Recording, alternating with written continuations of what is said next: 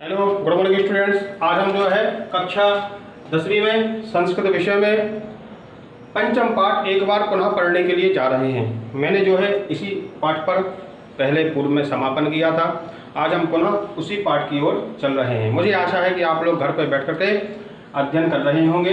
तो हमारे इस पाठ की हेडिंग है जननी तुल्य वत्सला। जननी का मतलब होता है माता, तुल्य का मतलब होता है समान, वत्सला का मतलब होता है प्रेम।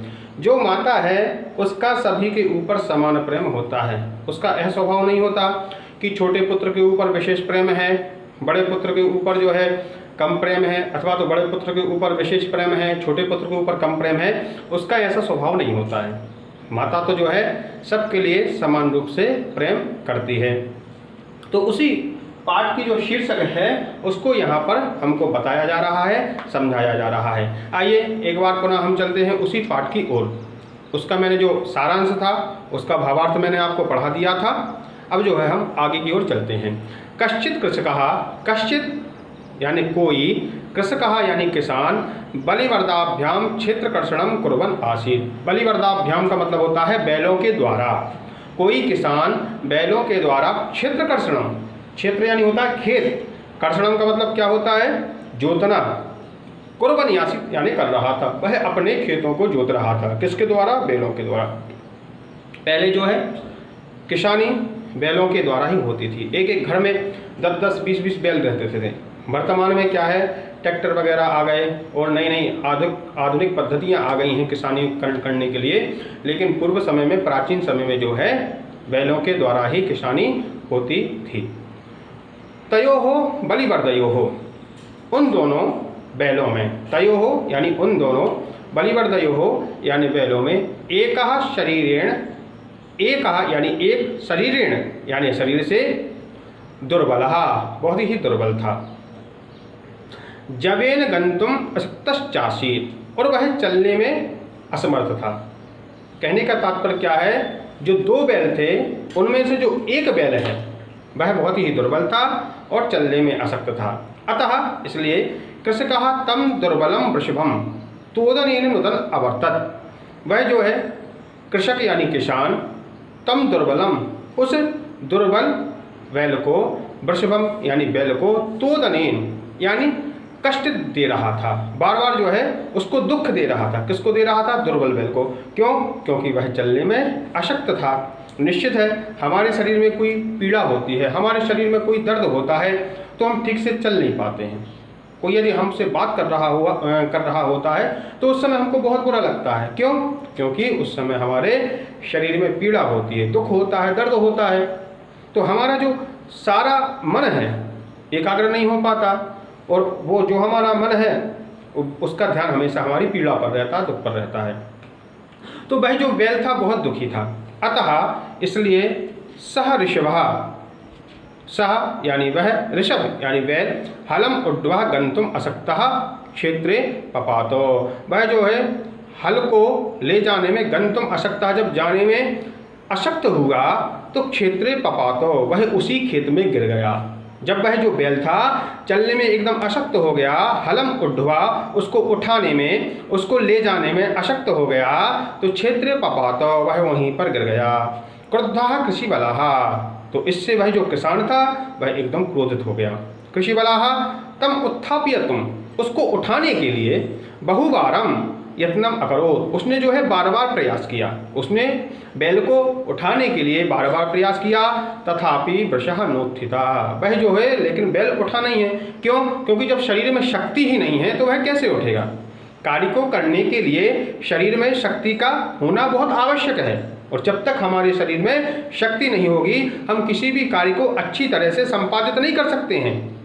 अच्छे कार्य को संपादित करने के लिए शरीर में शक्ति का होना बहुत आवश्यक है। भूमौ पतितं स्वपुत्रं दृष्ट्वा, भूमि में पतितं यानी उसको गिरा हुआ, स्वपुत्रम यानी अपने पुत्र को, दृष्ट्वा यानी देख करके, भूमि यानी धरती में, भूमौ यानी धरती में, पतितम गिरा हुआ, स्वपुत्रम दृष्ट्वा अपने पुत्र को देख करके, सर्वधेनूनां मातुः यानी जो सभी धेनुओं की माता हैं, कौन है? सुरभि, जिनका नाम सुरभि है। नेत्राभ्याम अश्रूणि आविरासन, उनके जो है नेत्राभ्याम यानी दोनों नेत्रों में, अश्रूणि यानी आंसू, आविरासन यानी आ गए। क्यों? क्योंकि जो धेनु है वह तो सबकी माता होती है, इसलिए हम कहते हैं गौ माता की जय। तो जब उनने उस बैल को देखा तो उनके दोनों नेत्रों में आंसू आ गए। सुरभीर अवस्थाम दृष्ट्वा, सुरभि यानी उस गाय की इस अवस्था यानी अवस्था को देख करके, सुराधिपहा, सुराधिपा यानी देवताओं के देवताओं के अधिपति यानी देवताओं के राजा, कौन? इंद्र, ताम अपरछत, उन्होंने सुरभि गाय से पूछा, क्योंकि सुरभि गाय हमारे यहाँ पर नहीं है, सुरभि गाय हमेशा कहाँ पर रहती है?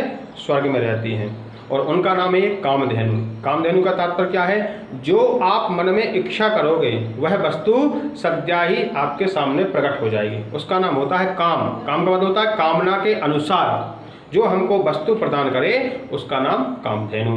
तो इसलिए जो गायों का दूध होता है वो बहुत श्रेष्ठ होता है, इसलिए संस्कृत में कहा है कि अमृतम पयः, जो दूध है वह अमृत है। इसलिए आप देखेंगे टीवी में कोई सा भी विज्ञापन आता है, कुछ भी आता है, सबसे पहले क्या दिखाते हैं? Milk, protein.